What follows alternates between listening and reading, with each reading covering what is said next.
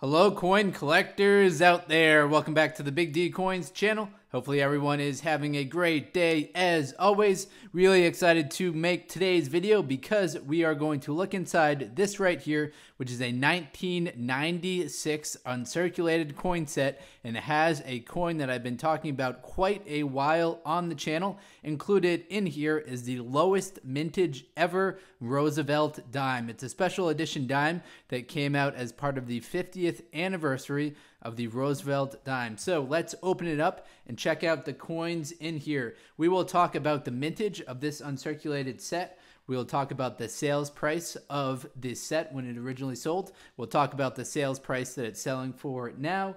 We'll talk about the metal content of each coin. We'll look at the 1996 W Mint Mark Roosevelt dime, which is included in here. We'll talk about some known errors, and we'll talk about recent auction results of these coins as well. So I just popped open the envelope that they come in. Now, these uncirculated sets do not come in the hard casing. The hard casing has the proof coins on it. So this is an example of one of the proof coins. Once you open it up, it'll have this hard plastic casing.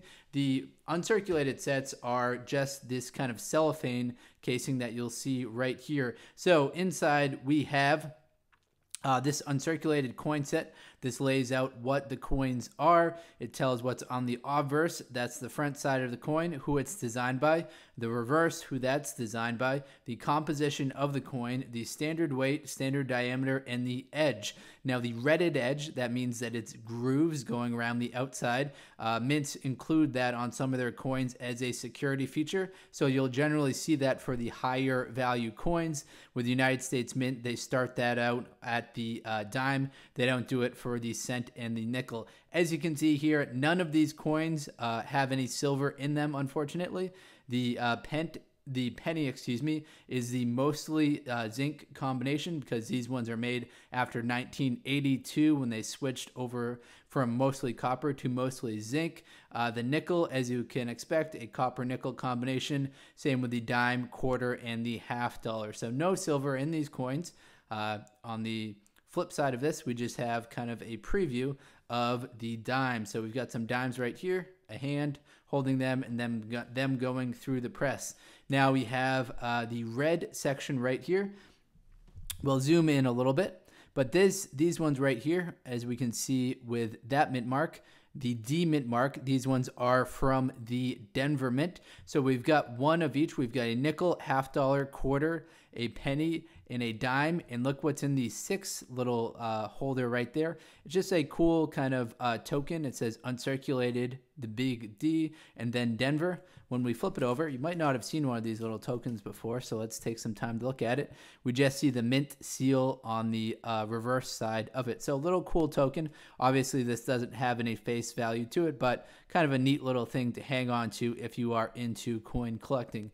We'll zoom in on the 1996 W dime when that comes out, but what you want to look for is the full bands on the reverse, and we'll give you some more description on that. So your reverse side of the dime, for it to be struck well, will have to have the full bands designation. That will really increase the value of it. All right, so this is what we're looking at for the Philadelphia. And now we have this little reorder card right here. I'll zoom back out. So the coin collectors, people who want to buy these on eBay, such as myself, they generally want to see all of this included in the same package, because that is how it was originally sold. And we can see on here that it's listed for $8. Now these were sold for $8. Looking at recent auction results on eBay, they're currently selling for around $10 to $15. If you do want to save some money and buy just one specific component of this, you can do that, but it won't come with the envelope, the card, this card, and so on. So this is basically a reorder sheet right here. So you could fill this out, send it back in, and then you'll get the next order to come out. So we looked at that card. Now the face value of all the coins included in here is $1.92.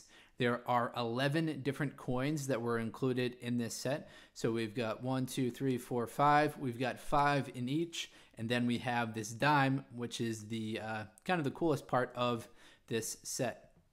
I'm going to zoom in a little bit so we can take a very quick look at these right here. These are from the Philadelphia Mint. So the blue tape across the top here indicates that it's from the Philadelphia Mint. So we've got our nice Jefferson Nickel, a very nice Kennedy $50.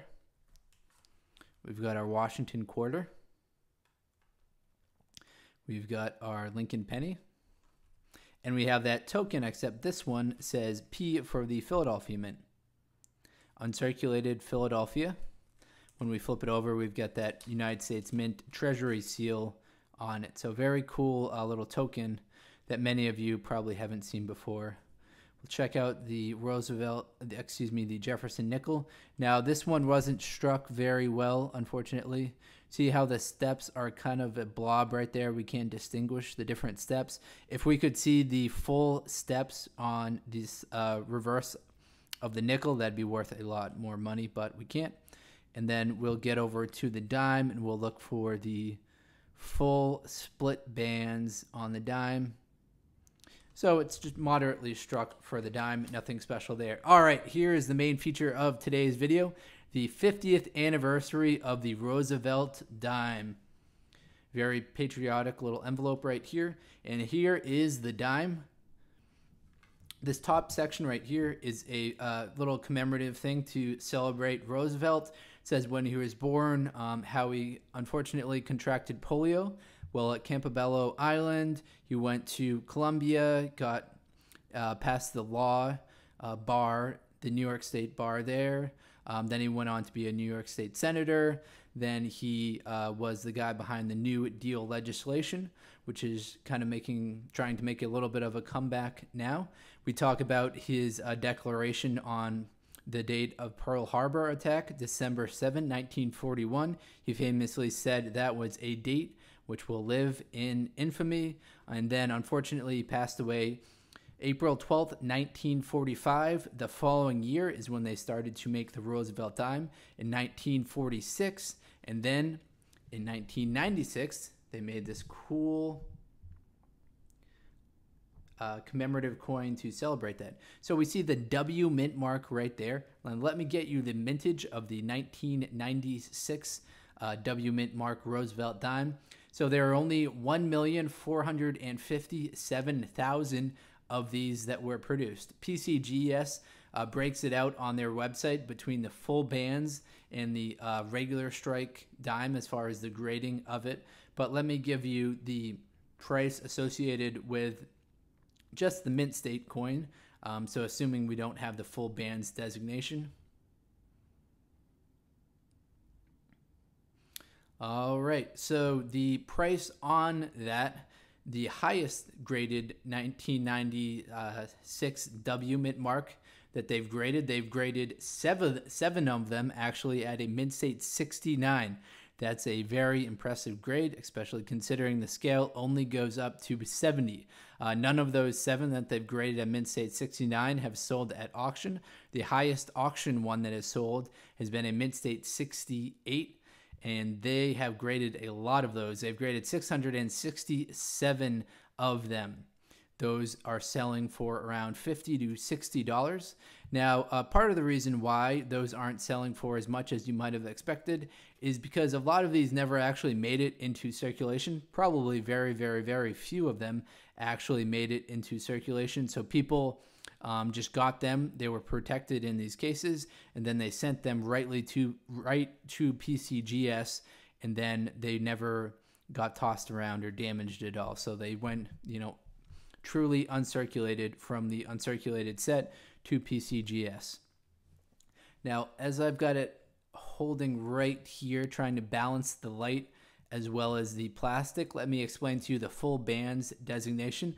So there's bands that go across the fasces, right down here at the bottom, and then right up top right here. So these need to be fully separated in distinct upper part of the crossband, and you need to have a fully separated and distinct lower part of the crossband. So there are two bands at the bottom here and then two bands at the top, and they need to be fully separated and distinct in order for PCGS to grade it the full bands designation. Now, that was something that PCGS didn't start doing until 2003, and as part of their kind of the feedback that they got from the coin collecting community, the coin collecting community really wanted that full bands designation, so they started doing it. Now, if you go on the PCGS website, you can see them break it out between full bands and then your just regular mint state 1996 W dime. Now, that's all the info that I've got for you on today's video. Let's quickly recap what we looked at. So we looked at this 1996 W dime. Again, this is the lowest mintage of the Roosevelt dimes. It was not intended for circulation. The only way you could get this is from purchasing one of these uncirculated sets. We got a nice look at the Philadelphia portion of the uncirculated set. We got a nice look at the Denver portion. We even looked at the order card. And then we looked at this basic info card that comes with the coin set. And then this is the folder that it came in. Thank you very much for watching this video. If you are into coin collecting, please do check out some of the other videos on this channel. Thank you very much, everyone, and best of luck coin collecting out there. Enjoy.